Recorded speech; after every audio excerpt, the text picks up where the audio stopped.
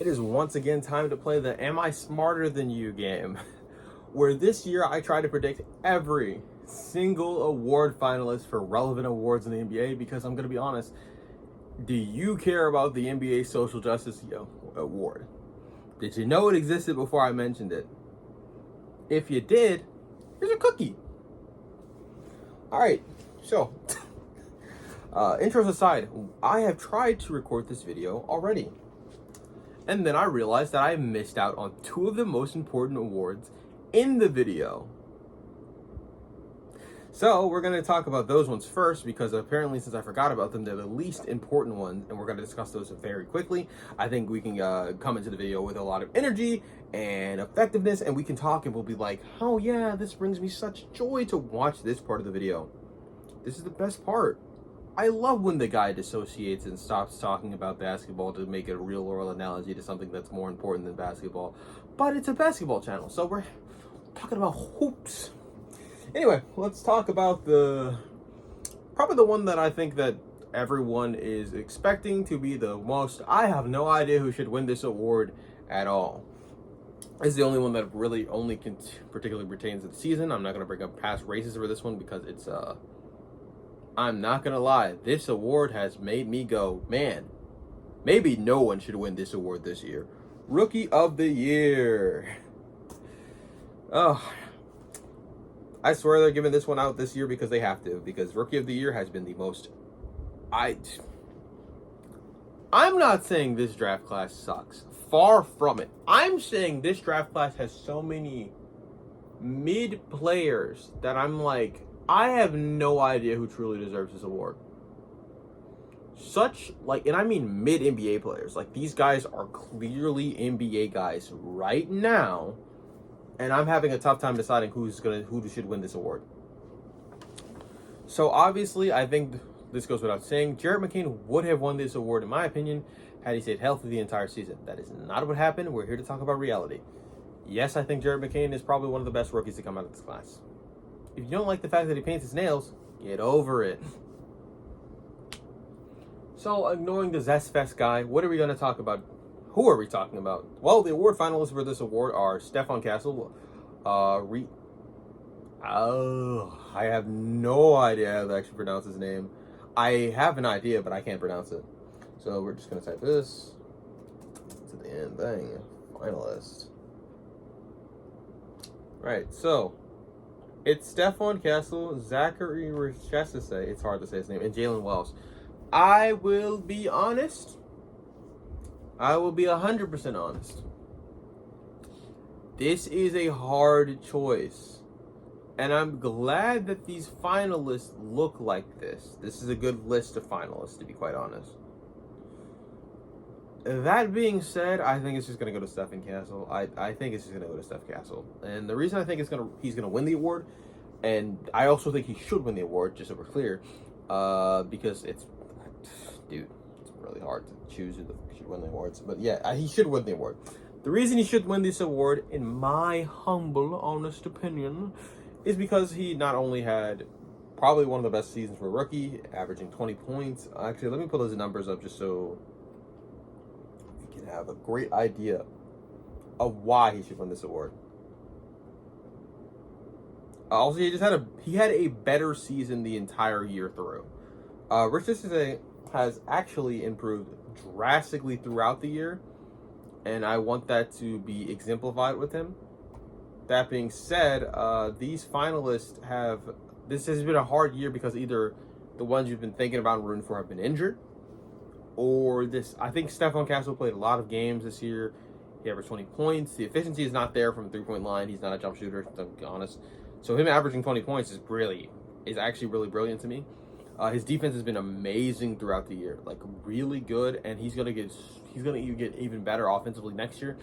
I think he is the best rookie so far in this class. That is subject to change. I think Zachary could have can develop into bigger players. I think Sarr can develop into a bigger player. He also had a better second half than he did at the start of the year.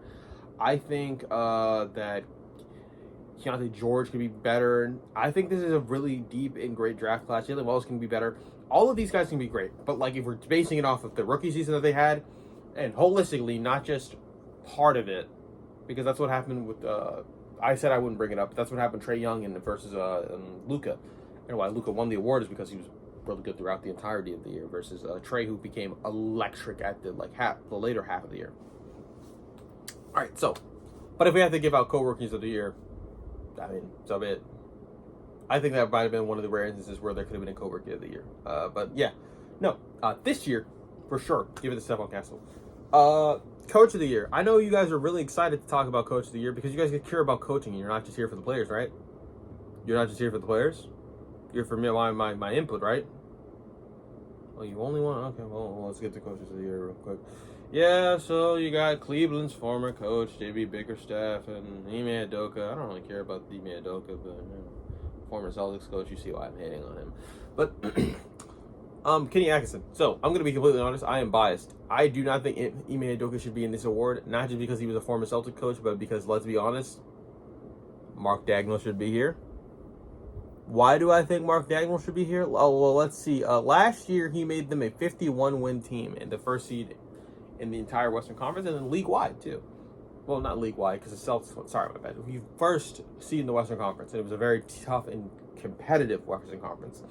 And then this year, he just won 68 games. Not too crazy. What? Well, you don't think winning 16 more games? Isn't 16 more games?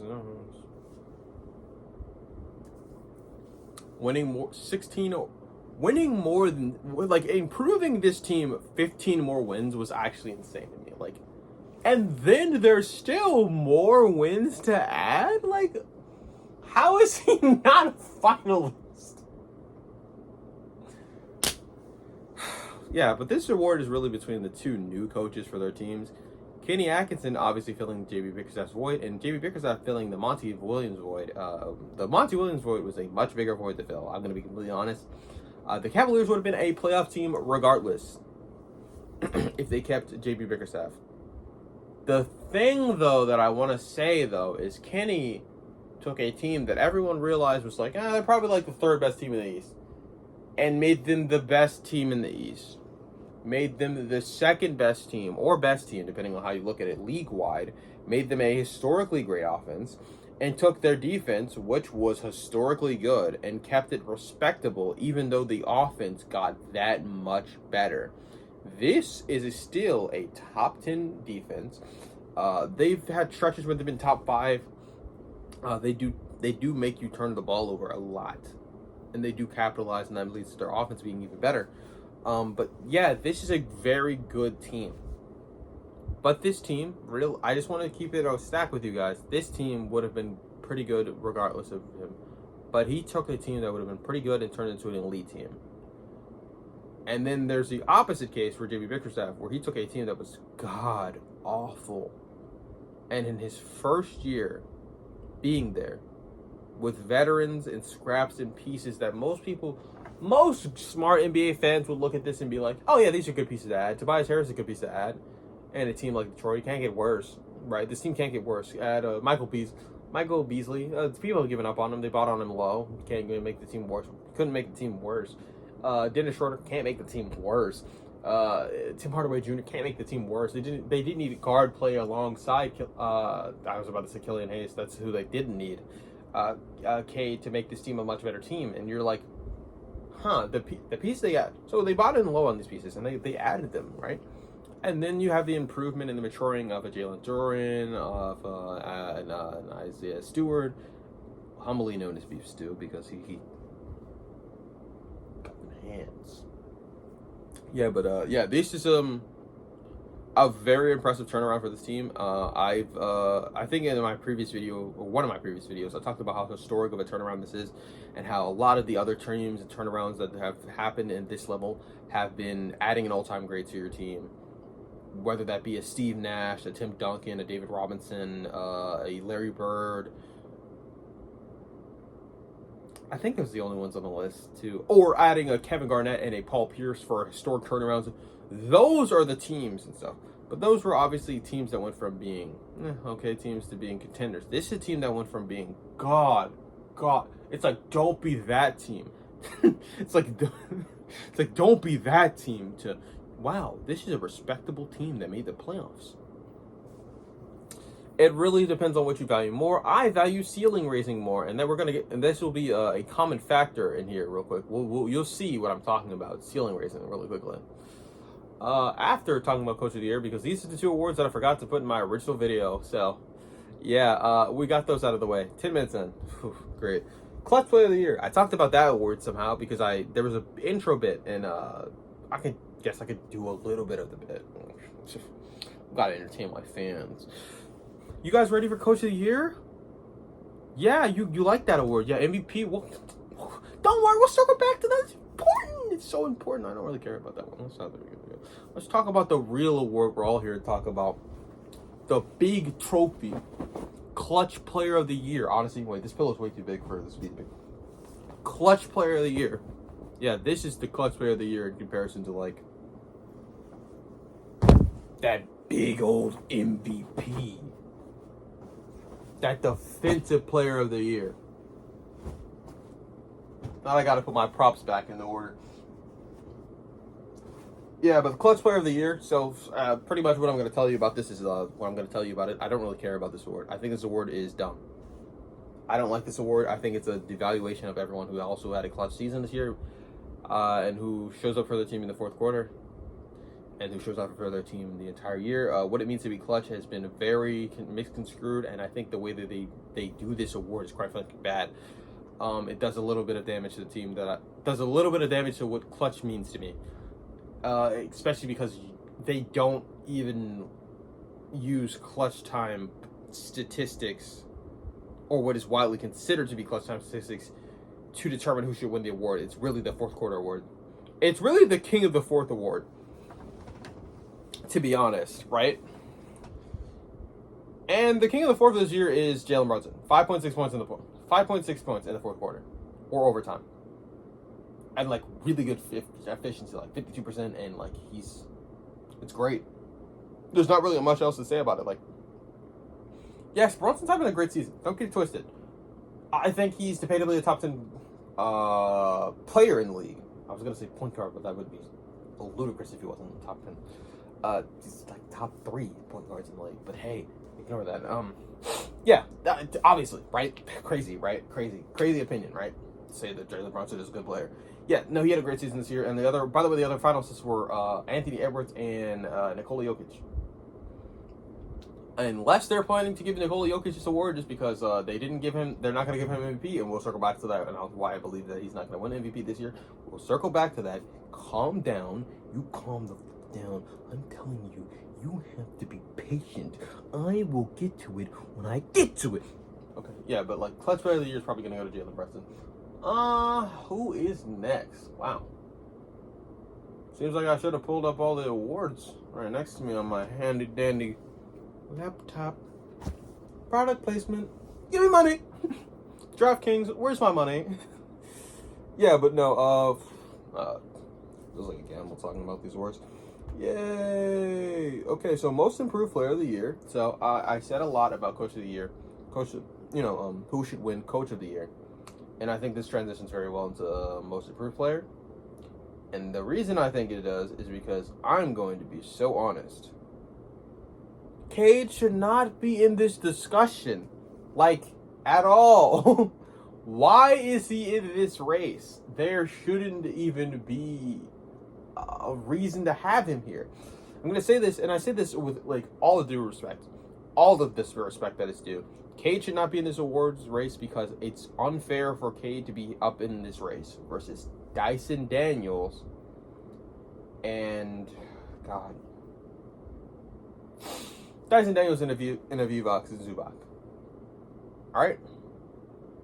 The reason I'm saying this is because, one, Cade was expected to have improvement soon-ish and around this era because not only is he a lottery pick that was drafted in 2021, mind you, the same draft class as Jalen Green. That's crazy.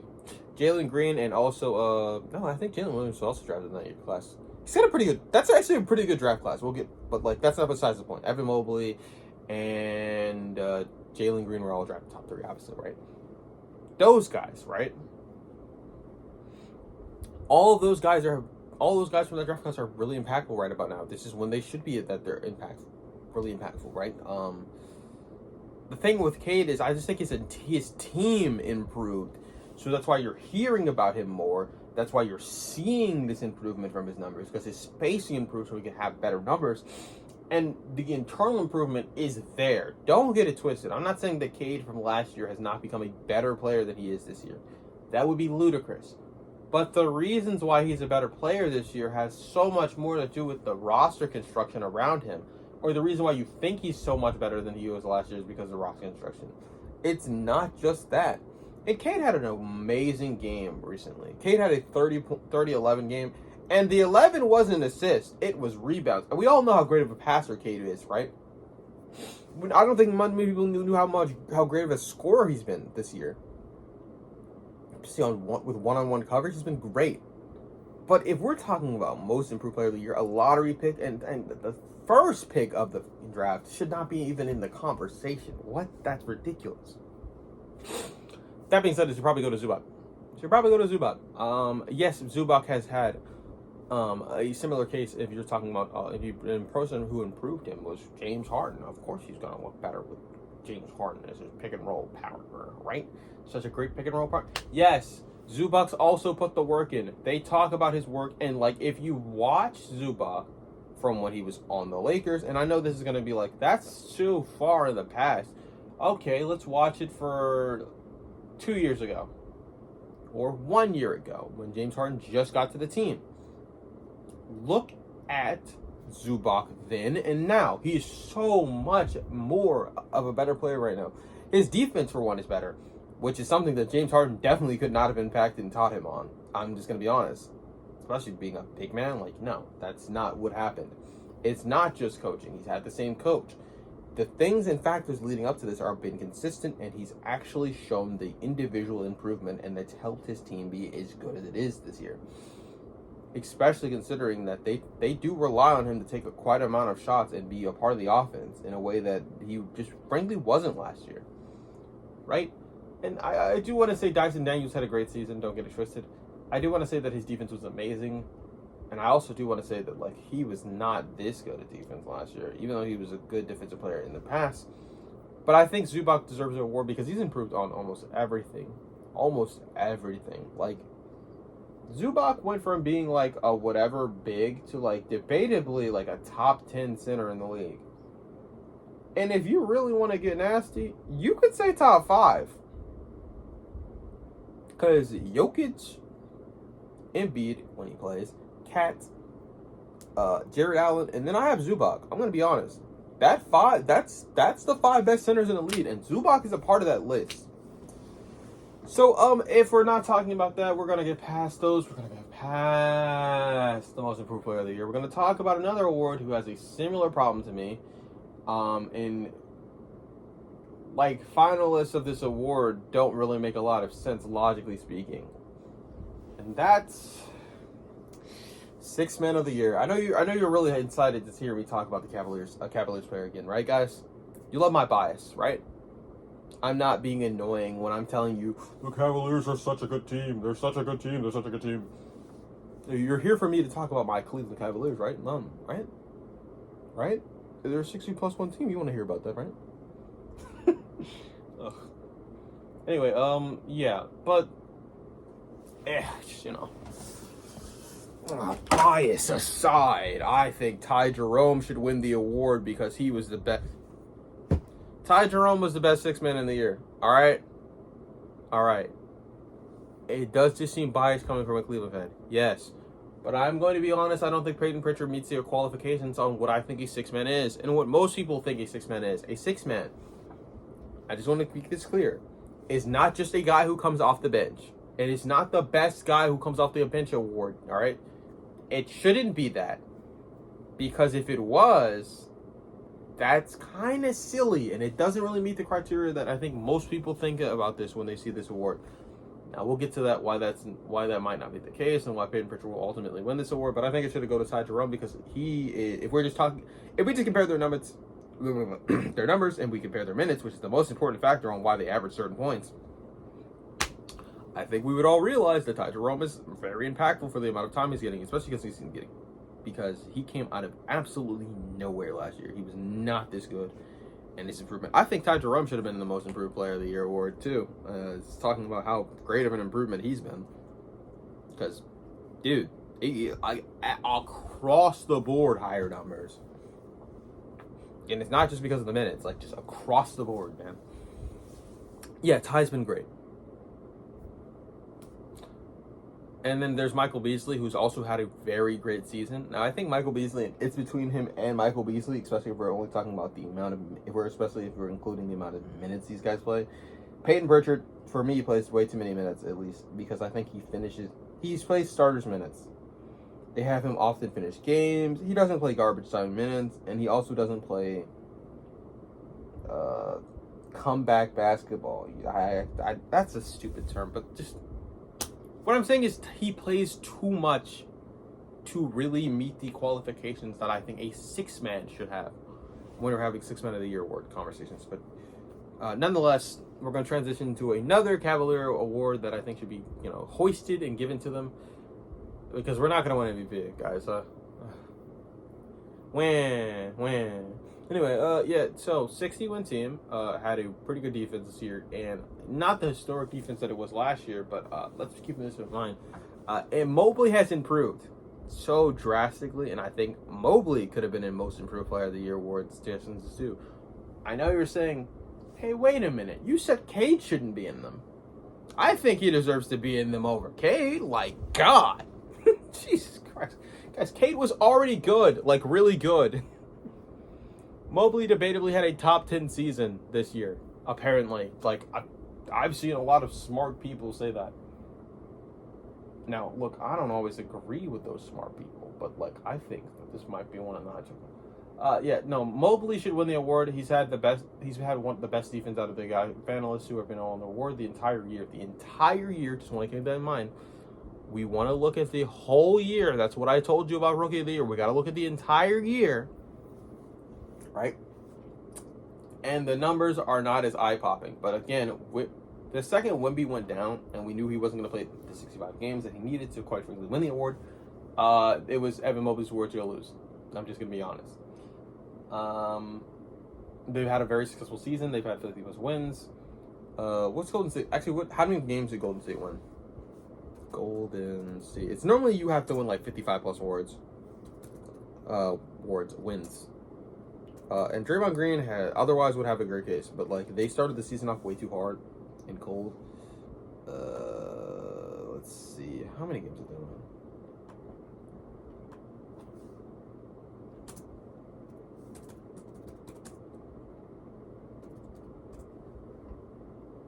Hell's their record?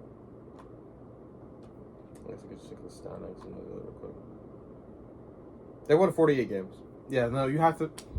Based on the precedent that was set in this award for a very long time, you need to win like 50 plus games at the bare minimum. They did not win that many games, and they slipped and fell all the way into the play-in. Like, it's pretty clear to me that this award is Mobley's to lose. Now that we've talked about why I think 3 out of the 4 important awards that should be won this year should go to the Cavaliers players, finally time to talk about the award that everyone's been waiting for me to talk about. The one that, and the reason you probably clicked on the video, the one that's not going to get a thumbnail dedicated to it because I think this is ridiculous and I talked about way too many things for this to be the thumbnail or the video. But hey, MVP, who should win it? Is it Jokic? Is it Shea? Or is it Giannis? It's not Giannis. Of course it's not Giannis. Guys. In the Eastern Conference, they won 48 games. Remember when I was giving crap to the Warriors? Yeah, no, if that's the case, go ahead and give the freaking award to Steph for all he's had to put up with. Yeah, no, the MVP award is between 2 guys. It's between Shea and it's between Jokic. And I'm going to be honest, it is so clearly Shea's award that I have no idea what we're talking about. Honestly, it is Shea's award. It's Shea's award, and I'm tired of people trying to tell me that it's Jokic's. It's Shea's. It's Shea. And the reason that Shea should win this award and not Jokic is nothing to do with who is the best player in the world. The MVP award, based on historic precedents, has never been and never will be the best player in the year award. It is never going to be the best eye-popping numbers award, guys. It's not that. Now, I think that has a factor in it, but it is not just that. It is normally and typically, and it should be this year, the most impressive stats on a guy who's got a lot of wins, who is clearly the number one option on that team, where it is no debate that this guy is the number one on a historically good team. And the things that I've just said say it should be Shea. I know, we've been trying to get away from that thing, but that's only when a case of excellence has been so incredibly excellent. And we've gotten bored with a lot of other candidates at that point in time, because I'm going to be honest, that's why Russ won his MVP award. Russ's team exceeded expectations so much that they got the award, and he had great, amazing numbers, all right? So Russ won the award, but it's done a lot of damage to it in the recent years because a lot of people don't know what MVP looks like anymore and means. Yes, I think Russ winning it was ultimately a bad thing for NBA historians and stuff, and probably should just given it to James Harden to be a little bit more consistent, okay? Russ bias aside, and I don't think that's slander, because slander would have to be untrue. That's a fact if you disagree. So, like, with all the things I just said, right, why should Shea win the award? Weren't you listening? I just told you I should win the award, you moron. They won 68 games. As a reminder, last year they won 51 games, and Shea was third in the discussion. It was honestly between him and Luka, and yes, Luka's team went on to get to the finals. This is a regular season award. Postseason success has nothing to do with it. I think Shea has started the playoffs pretty poorly to me. Jokic had a good game one. Game two was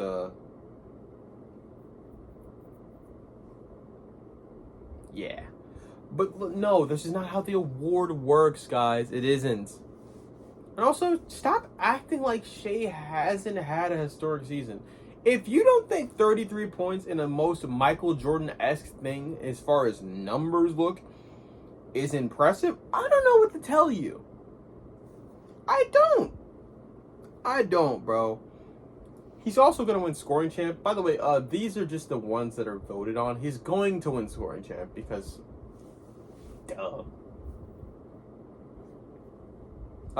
Yeah, he just upped his game, and the team got so much better with him as well. And no, the MVP award is not a team award, but team success is a heavy factor in it. Because if it was just about who's the best player putting out the best numbers, Jokic would win that award a million times. LeBron would win that award a million times. Jordan would have won that award a million times. If it was about who makes the biggest impact on their team on and off numbers, it would have never gone to a Michael Jordan in the 90s. We know what they looked like without Michael Jordan. It would have never gone to a LeBron. It would have never, ever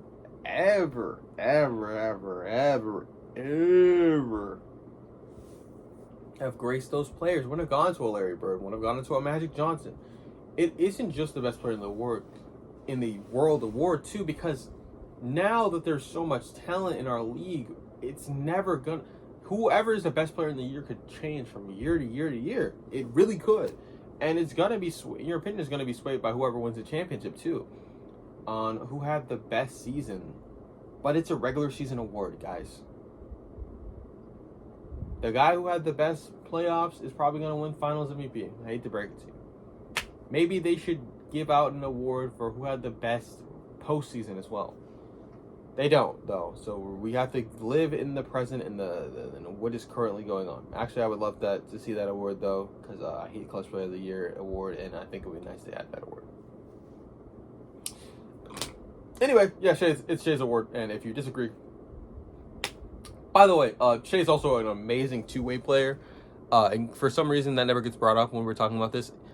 The offensive greatness of both of these players is not to be scuffled and laughed at, but like Jesus Christ, bro, one of these players' offense is amazing, and his defense. Don't get it twisted. Jokic is historically great offensively, and the numbers back that up.